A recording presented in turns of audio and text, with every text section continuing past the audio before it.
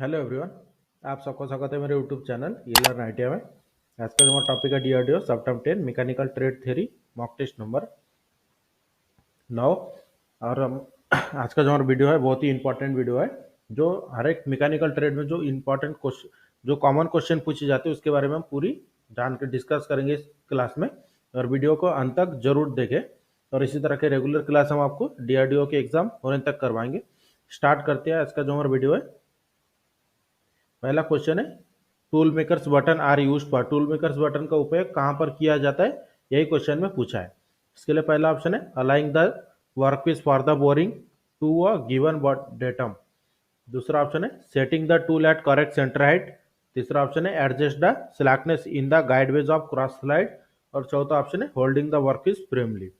तो जो क्वेश्चन में पूछा गया था कि टूल मेकर बटन का उपयोग कहाँ पर किया जाता है, तो टूल मेकर बटन का उपयोग कहाँ पर किया जाता है, जो क्वेश्चन में पूछा गया था, इसका जो सही आंसर है option number a, align the workpiece for the boring to a given datum. मतलब दिए गए डाटम के लिए बोरिंग के लिए वर्कपीस को सेटिंग करना।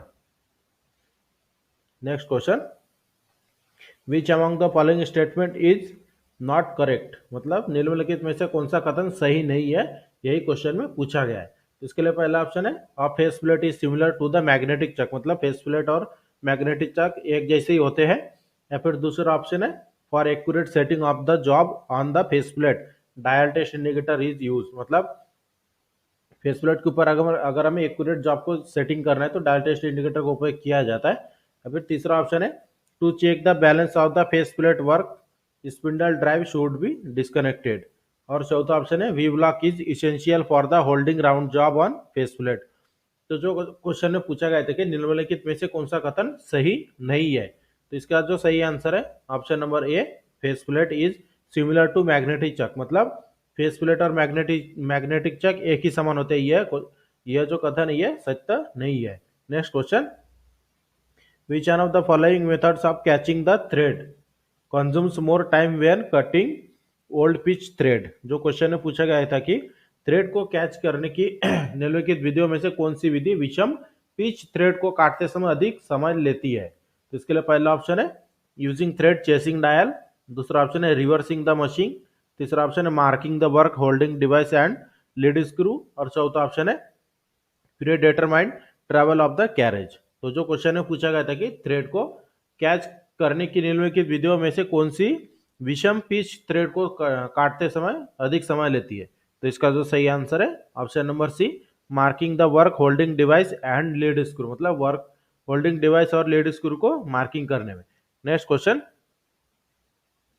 When rub turning a workpiece with a carbide tool long curly chips are form, which one of the following is right way to getting rid of this kind of chips. मतलब जो question में पूछा गया है कि बहुत ही important question है कि कार्बाइड टूल के साथ वर्कपीस को रब टर्निंग करते समय जो घुंघराले चिप्स निकलते हैं, तो निम्नलिखित में से कौन से प्रकार के निम्नलिखित में से कौन सा इस प्रकार के चिप्स से छुटकारा पाने का सही तरीका है। मतलब जो अगर कास्ट आयरन की हम अगर मान लीजिए कि हम टर्निंग कर रहे हैं या फिर कौन से भी जो रब टर्निंग करते समय अगर घुंघराले चिप्स निकलते हैं तो ये इस तरह के चिप्स नहीं निकलना चाहिए। तो इसके लिए क्या उपाय करना चाहिए, यही क्वेश्चन में पूछा है।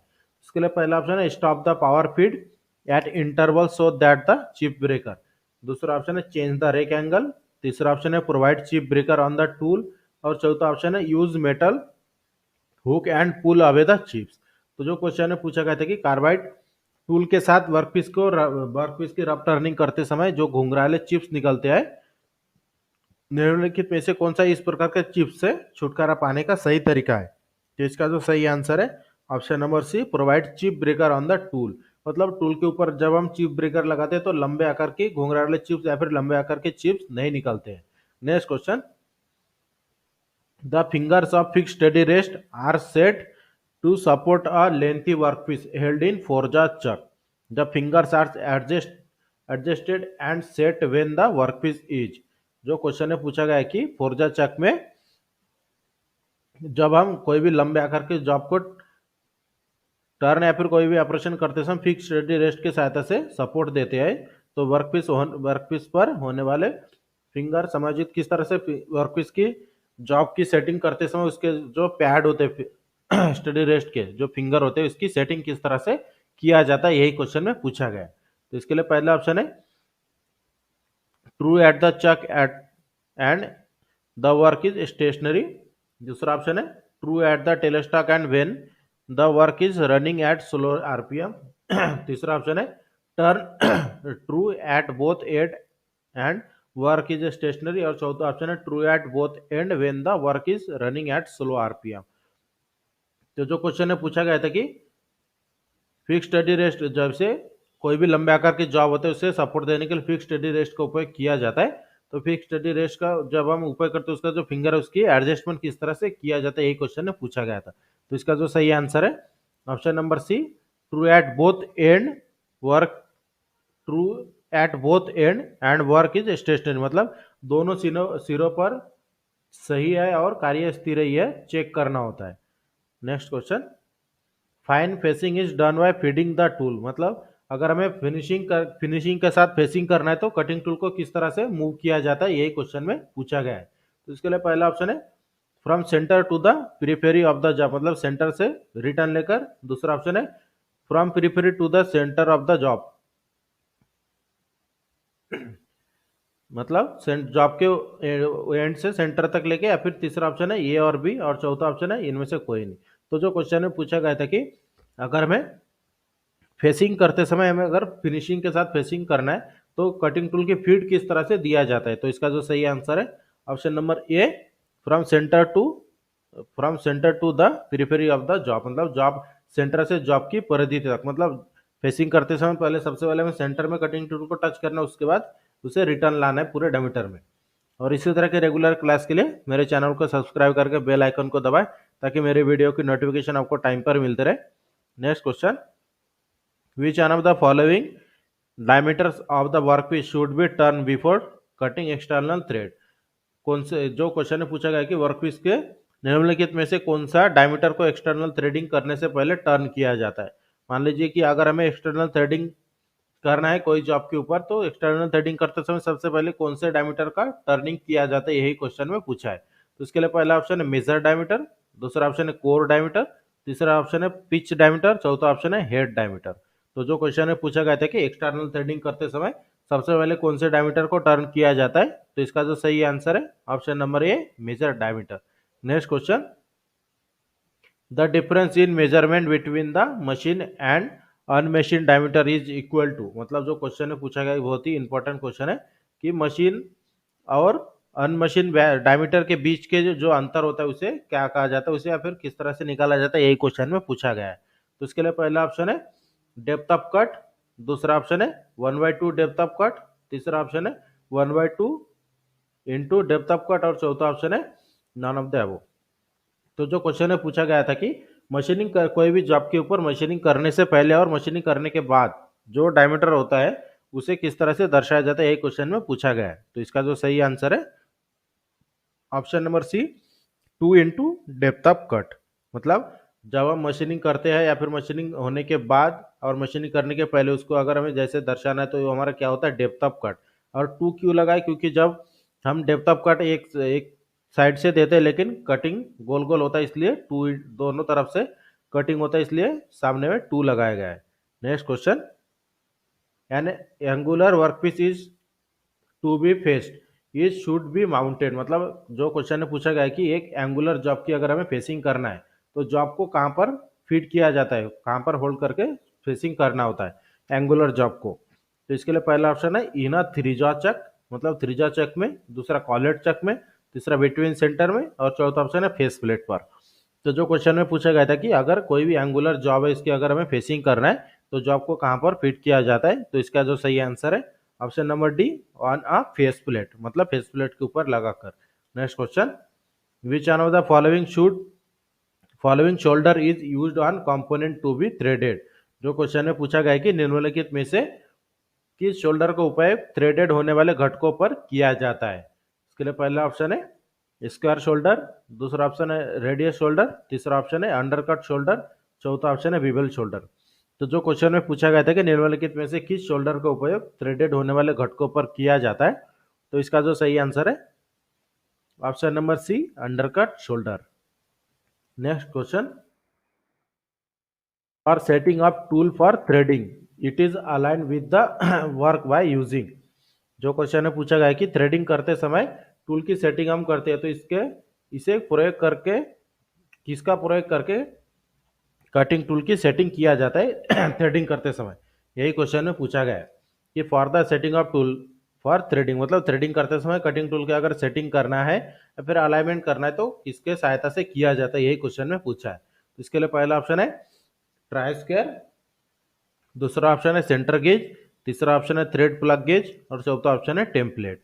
तो जो क्वेश्चन में पूछा गया था कि थ्रेडिंग करते समय कटिंग टूल को अगर हमें सेटिंग करना है कटिंग टूल की या फिर कटिंग टूल का अलाइनमेंट करना है तो किसके सहायता से किया जाता है, तो इसका जो सही आंसर है option number b centre gauge. और थ्रेडिंग का भी वीडियो मेरे चैनल पर अलग से है जहां पर आप देख सकते हैं कि थ्रेडिंग किस तरह से किया जाता है, स्टेप बाय स्टेप आपको पूरा बताया गया है। पिच किस तरह से निकाला जाता है, गियर की सेटिंग किस तरह से किया जाता है, पूरी जानकारी आपको मेरे चैनल पर मिल जाएगा। जो लेथ मशीन के ऊपर थ्रेडिंग किस तरह से किया जाता है इसका एक अलग से वीडियो है। Next question, which among the following statement is correct, निम्नलिखित में से कौन सा कथन सही है, यही क्वेश्चन में पूछा है। इसके लिए पहला ऑप्शन है during turning after giving on depth of cut the diameter is reduced equal to double the depth. दूसरा ऑप्शन है carbide tip tool can be withstand shock load. तीसरा ऑप्शन है when turning bigger diameter job the RPM is proportionally increased. और चौथा option है when turning smaller diameter job the RPM is professionally decrease. जो question में पूछा गया था कि निम्नलिखित में से कौन सा कथन सही नहीं है, तो इसका जो सही आंसर है option number A during turning after giving on depth of cut the diameter is reduced equal to double depth of cut. मतलब टर्निंग करते समय जब हम एक डेप्थ ऑफ कट देते हैं तो उस कट का होने के बाद तो उसका डायमीटर उसका डेप्थ ऑफ कट जो जितना भी देते हैं उसका डबल माइनस हो जाता है, यही कथन सही है इसमें से। Next question, which one of the following is true with respect to the principle of taper turning attachment, taper turning attachment के सिद्धांत के संबंध में निम्नलिखित में से कौन सा कथन सत्य है, यही क्वेश्चन में पूछा है। इसके लिए पहला ऑप्शन है work axis is parallel to the axis and tool is made to move parallel to the work axis. दूसरा ऑप्शन है work axis is parallel to the lathe axis and the tool is made to move at an angle to the work axis. तीसरा option है work axis is out of alignment with the lathe axis and the tool is made to move at the angle of the work piece. और चौथा option है work axis is out of the alignment with the lathe axis and the tool is made to move at the angle parallel to the lathe axis। तो जो question में पूछा गया था कि टेपर टर्निंग अटैचमेंट के सिद्धांत के संबंध में निम्नलिखित में से कौन सा कथन सत्य नहीं है, तो इसका जो सही आंसर है option number B work axis is parallel to lathe axis and the tool is made to move at the angle of the work axis. मतलब वर्क एक्सिस लेथ एक्सिस के समांतर होता है और टूल को वर्क एक्सिस पर एक कोण पर ले जाने के लिए बनाया जाता है। Next question, which one of the following operation is not done on a work piece held in between centre. मतलब जो क्वेश्चन में पूछा गया था कि निम्नलिखित में से कौन सा ऑपरेशन बिटवीन सेंटर के बीच रखकर नहीं किया जा सकता है, यही क्वेश्चन में पूछा गया है। इसके लिए पहला ऑप्शन है नर्लिंग, दूसरा ऑप्शन है अंडर कटिंग बाय पुलंगी, तीसरा ऑप्शन है थ्रेड कटिंग, चौथा ऑप्शन है पार्टिंग। तो जो क्वेश्चन में पूछा गया था कि बिटवीन सेंटर के अंदर हम निम्नलिखित में से कौन सा ऑपरेशन नहीं कर सकते हैं दो सेंटर के बीच में, तो इसका जो सही आंसर है option number D parting off.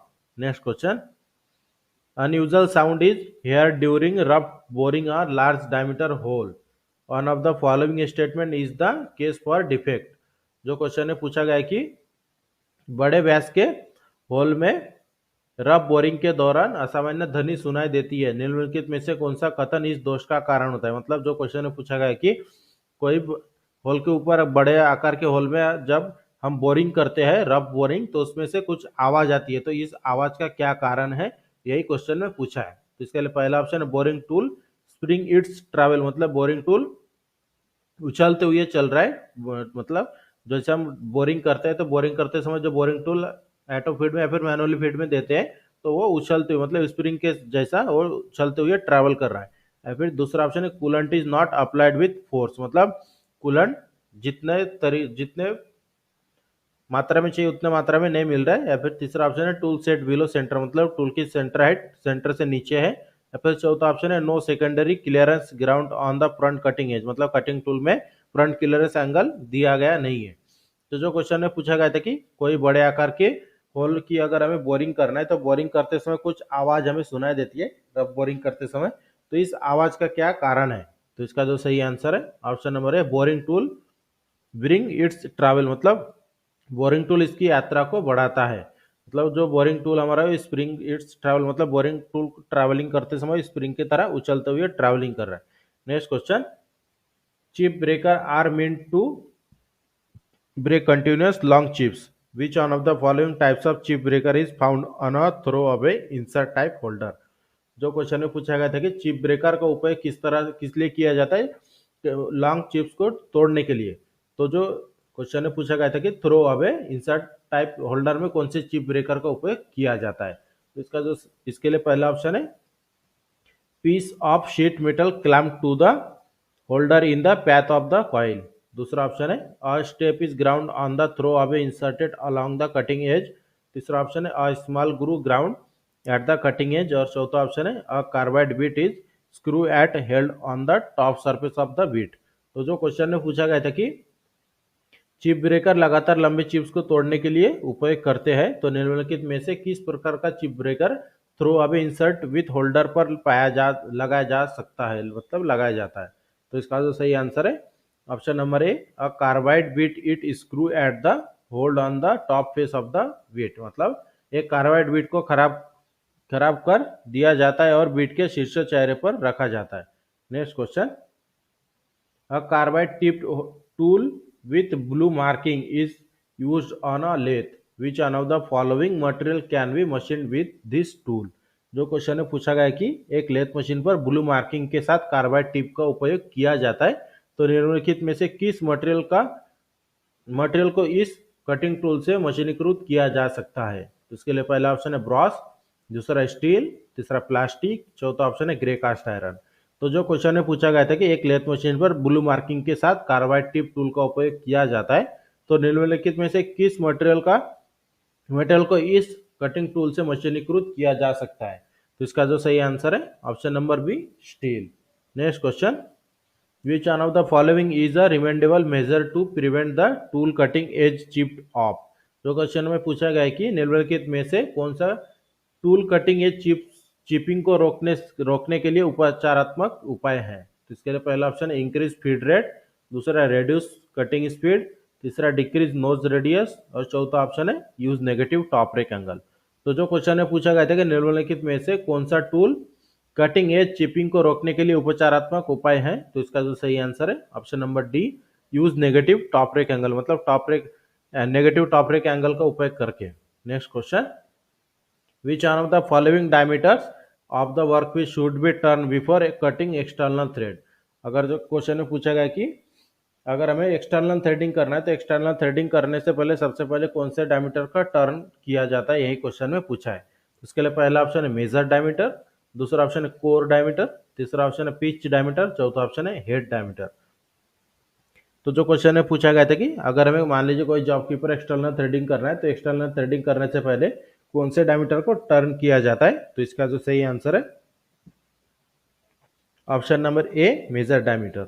Next question, a metric self releasing taper is specified as ISO 80, the number indicated that. जो क्वेश्चन में पूछा गया है कि एक metric self releasing taper ISO 80 के रूप में निर्दिष्ट किया जाता है, तो ये जो इसमें 80 दर्शाया गया है इसका मीनिंग क्या होता है, यही क्वेश्चन ने पूछा है। इसके लिए पहला ऑप्शन है length of the taper is 80 mm, मतलब टेपर की लंबाई 80 mm। या फिर दूसरा ऑप्शन है बड़ा टेपर का बड़ा डायमीटर 80 mm, तीसरा ऑप्शन है टेपर का छोटा डायमीटर 80 mm और चौथा ऑप्शन है diameter up to which of the matching part. तो जो क्वेश्चन में पूछा गया था कि सेल्फ जो एक मेट्रिक सेल्फ रिलीजिंग टेपर है जिसके जिसके स्पेसिफाइड ISO 80 है, तो इसका जो इसमें जो नंबर बताया गया है 80, तो 80 का मीनिंग क्या होता है? तो इसका जो सही आंसर है option number B, big diameter of taper is 80 millimetre, मतलब टेपर का बड़ा डायमीटर 80 मिलीमीटर का है। Next question, the included angle of the counter sinking portion of a centre drill of type B use for protecting the centre hole is. जो question में पूछा गया है कि सेंटर होल की सुरक्षा के लिए उपयोग किए जाने वाले टाइप बी के एक सेंटर ड्रिल के काउंटर सिंकिंग हिस्से का इंक्लूडेड एंगल क्या है, यही क्वेश्चन में पूछा है।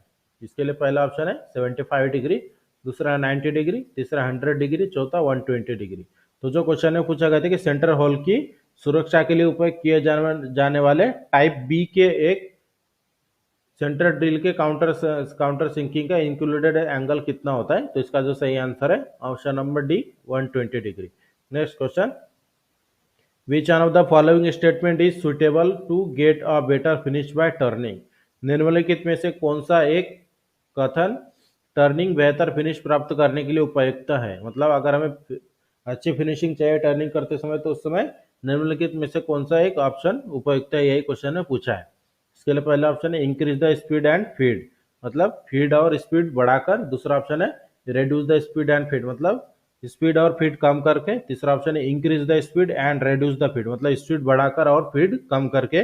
और चौथा ऑप्शन है increase the feed and reduce the speed, मतलब फीड बढ़ाकर और स्पीड कम करके।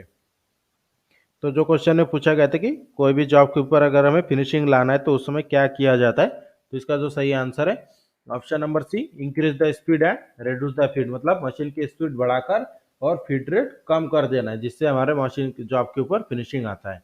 Next question, while using the form tool method of taper turning की फॉर्म टूल विधि दोबारा उपयोग करते समय क्या करना चाहिए, यही क्वेश्चन में पूछा है। तो इसके लिए पहला ऑप्शन है carriage is to be lock, मतलब कैरेज को लॉक करना चाहिए। दूसरा ऑप्शन है compound rest is to be lock, compound rest को लॉक करना चाहिए। तीसरा ऑप्शन है टॉप स्लाइड को लॉक करना चाहिए। और चौथा ऑप्शन है टेल स्टॉक को लॉक करना चाहिए। तो जो क्वेश्चन में पूछा गया था कि फॉर्म टूल विधि द्वारा अगर हमें टेपर टर्निंग करना है तो उस समय क्या करना चाहिए, तो इसका जो सही आंसर है option number A, carriage is to be lock, मतलब कैरेज को लॉक करके फिर फॉर्म टूल विधि द्वारा टेपर टर्निंग करना चाहिए। Next question, which one of the following types of chips is found while turning cast iron. Cast iron की turning करते समय निम्न में से किस प्रकार की चिप्स निकलती है, यही क्वेश्चन में पूछा है। तो इसके लिए पहला ऑप्शन है लॉन्ग कर्ली चिप्स, दूसरा सेगमेंटल चिप्स, तीसरा आई शेप चिप और चौथा ऑप्शन है स्पायरल चिप। तो जो क्वेश्चन में पूछा गया था कि कास्ट आयरन की टर्निंग करते समय निम्नलिखित में से किस प्रकार का चिप्स निकलता है, तो इसका जो सही आंसर है option number B, segmental chips. Next question, cross slide in a lathe move, lathe machine पर क्रॉस स्लाइड किस तरह से मूव करता है, यही क्वेश्चन में पूछा है। इसके लिए पहला ऑप्शन है parallel to the axis of rotation, मतलब एक्सिस रोटेशन के साथ पैरेलल मूव करता है। या फिर दूसरा ऑप्शन है at any angle of the axis of rotation, मतलब एक्सिस के रोटेशन के साथ कोई भी एंगल में मूव करता है। या फिर तीसरा ऑप्शन है perpendicular to the axis of rotation, मतलब एक्सिस रोटेशन के साथ परपेंडिकुलर चलता है। या फिर चौथा ऑप्शन है ऑप्शन नंबर ए और बी। तो जो क्वेश्चन में पूछा गया था कि लेथ मशीन में क्रॉस स्लाइड किस तरह से मूव करता है, तो इसका जो सही आंसर है option number C, perpendicular to the axis of rotation, मतलब रोटेशन की धुरी के लंबवत चलता है। Next question, while cutting internal thread on lathe with single point tool the spindle speed should be। Question में पूछा गया है कि लेथ मशीन पर इंटरनल थ्रेडिंग हमें सिंगल पॉइंट कटिंग के टूल के सहायता से इंटरनल थ्रेडिंग करना है, तो उस समय स्पिंडल की स्पीड कितना होना चाहिए, यही क्वेश्चन में पूछा है। इसके लिए पहला ऑप्शन है less than that for the plane turning operation, मतलब प्लेन टर्निंग ऑपरेशन से कम होना चाहिए। दूसरा ऑप्शन है more than that for the plane turning operation, मतलब प्लेन टर्निंग ऑपरेशन के समय जो हम स्पीड रखते हैं उससे ज़्यादा होना चाहिए। या फिर तीसरा ऑप्शन है प्लेन टर्निंग के ऑपरेशन समय हम जो भी स्पीड रखते हैं उससे बराबर होना चाहिए। और चौथा ऑप्शन है नॉन ऑफ द अबव। तो जो क्वेश्चन में पूछा गया था कि सिंगल पॉइंट टूल के सहायता से हमें लेथ मशीन पर इंटरनल थ्रेडिंग कट करना है, तो उस समय मशीन की स्पिंडल की स्पीड कितनी होनी चाहिए, तो इसका जो सही आंसर है option number A, less than that for the plane turning operation, plane turning operation के लिए जो भी हम स्पीड रखते हैं उससे कम होना चाहिए। Next question, when taper turning by using taper turning attachment the taper turning attachment is fastened to the, जो क्वेश्चन पूछा गया है कि वेन टेपर टर्निंग मतलब हमें टेपर टर्निंग करना है टेपर टर्निंग अटैचमेंट के सहायता से, तो उस समय टेपर टर्निंग अटैचमेंट को कहां पर फिट किया जाता है, यही क्वेश्चन में पूछा है। इसके लिए पहला ऑप्शन है बेड, दूसरा ऑप्शन है कैरेज, तीसरा ऑप्शन है टेलेस्टॉक, चौथा ऑप्शन है क्रॉस स्लाइड। तो जो क्वेश्चन में पूछा गया कि हमें टेपर टर्निंग करना है टेपर टर्निंग अटैचमेंट के सहायता से, तो टेपर टर्निंग अटैचमेंट को लेथ मशीन के किस पार्ट के साथ क्लैम्प किया जाता है, फास्टन किया जाता है, तो इसका जो सही आंसर है ऑप्शन नंबर ए बेड के साथ। Next question, a spindle sleeve is to be assembled to the spindle nose to perform specific operation on lathe. These sleeves have, जो क्वेश्चन में पूछा गया कि एक लेथ मशीन पर विशिष्ट संचालन करने के लिए एक स्पिंडल स्लीव को स्पिंडल नोज पर इकट्ठा किया जाना है, तो इन स्लीव में किस प्रकार का टेपर होता है, यही क्वेश्चन में पूछा है। तो इसके लिए पहला ऑप्शन है external and internal Morse taper, मतलब इंटरनल और एक्सटर्नल मोर्स टेपर होते हैं, या फिर दूसरा ऑप्शन है external Jarno taper and internal Morse taper, मतलब बाहर एक्सटर्नल जर्नो टेपर और अंदर में मोर्स टेपर होते हैं, या फिर तीसरा ऑप्शन है external Morse taper internal Jarno taper, मतलब एक्स्ट्रा बाहर में मोर्स टेपर होते हैं इंटर और अंदर में जर्नो टेपर होते हैं, और फिर चौथा ऑप्शन है external and internal Jarno taper, मतलब बाहर और अंदर दोनों तरफ जर्नो टेपर होते हैं। तो जो क्वेश्चन में पूछा गया था कि एक लेथ मशीन पर विशिष्ट संचालन करने के लिए एक स्पिंडल स्लीव को स्पिंडल नोज पर इकट्ठा किया जाना होता है, तो इन स्लीव में कौन से प्रकार के टेपर होते हैं, तो इसका जो सही आंसर है option number A external and internal Morse taper, मतलब अंदर और बाहर दोनों तरफ मोर्स टेपर कटे होते हैं। Next question, for cutting Acme thread the threading tool should be ground on included angle of. Question में पूछा गया है कि अगर हमें एक्मे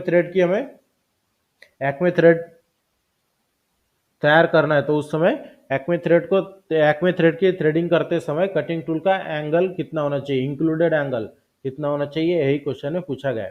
इसके लिए पहला ऑप्शन है 30 डिग्री, दूसरा ऑप्शन है 58 डिग्री, तीसरा ऑप्शन है 29 डिग्री, चौथा ऑप्शन है 47 डिग्री। तो जो क्वेश्चन में पूछा गया था कि एक्मे थ्रेड काटने के लिए थ्रेडिंग टूल का इंक्लूडेड एंगल कितना ग्राउंड किया जाता है, यही क्वेश्चन में पूछा था। तो इसका जो सही आंसर है ऑप्शन नंबर सी 29 डिग्री, क्योंकि एक्मे थ्रेड का एंगल कितना होता है 29 degree. Next question, the taper ratio of जर्नो taper का टेपर रेशियो कितना होता है, यही क्वेश्चन में पूछा है। तो इसके लिए पहला ऑप्शन है 1:10, दूसरा ऑप्शन है 1:15, तीसरा ऑप्शन है 1:20 और चौथा ऑप्शन है 1:25। तो जो क्वेश्चन में पूछा गया था कि जर्नो टेपर का टेपर रेशियो कितना होता है, तो इसका जो सही आंसर है ऑप्शन नंबर सी 1:20। इस तरह से आज का जो हमारा क्लास था DRDO सप्टम 10 mechanical trade theory mock test, तो इसमें हमने आपको बहुत ही इंपॉर्टेंट क्वेश्चन सॉल्व करके दिया जो हर बार पेपर में पूछे जाते हैं, और इसकी PDF भी आपको लिंक के तौर पर डिस्क्रिप्शन पे मिल जाएगा। और इसी तरह के रेगुलर क्लास के लिए मेरे चैनल को सब्सक्राइब करके बेल आइकन को दबाएं, ताकि मेरे वीडियो की नोटिफिकेशन आपको टाइम पर मिलते रहे। और वीडियो अच्छी लगे तो हमारे चैनल को सब्सक्राइब करें, शेयर करें और लाइक जरूर करें।